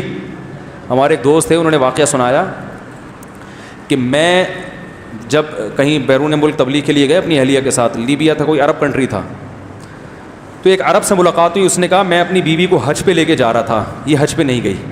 ایک باپردہ خاتون ملی نا, فل اسکارف میں, فل پردے میں. تو عرب نے تعارف کروائی, میری وائف ہے, ایک دور تھا میں اس کو حج پہ لے کے جا رہا تھا اپنے خرچے پہ, یہ حج پہ نہیں گئی کہ وہاں اسکارف لینا پڑے گا. اتنی پردے سے نفرت کہ وہاں کیا کرنا پڑے گا, اسکارف. حج پہ نہیں, حج تو فری کی آفر آ رہی ہے, کون چھوڑتا ہے. اتنے دنوں کے لیے بھی اسکارف برداشت نہیں تھا. کہہ رہے تبلیغ جماعت والے آئے, ان میں خواتین بھی تھیں. اس کو میں نے ویسے ہی بٹھا دیا, میں نے کہا سلام دعا کر کے آ جاؤ, اور پھنس گئی. وہ ایک کسی نے پرینک بنایا اسی وہ تبلیغ والوں کا نا, یہیں کے کچھ لڑکے ہیں, انہوں نے پرینک بنایا ہے کہ 1-2 تبلیغ جماعت گئی کسی کے گھر میں, تو کہا بھائی مسجد میں جماعت آئی ہوئی, آپ آ جائیں. وہ آپ کو پتہ ہے سب ڈرامے کرتے ہیں. اس نے کہا یار وہ ابھی تو میرا مسئلہ ہے, بائک کو پنچر لگوانا ہے. انہوں نے کہا وہ بھی بڑے ڈھیٹ تھے, انہوں نے کہا چلو ہم لگواتے ہیں آپ کے ساتھ نا. بائک میں ہوا بھر, کسی نے بڑا مزاحیہ وہ بنایا ہے, بڑا اچھا نقشہ کھینچا ہے تبلیغ والوں کا.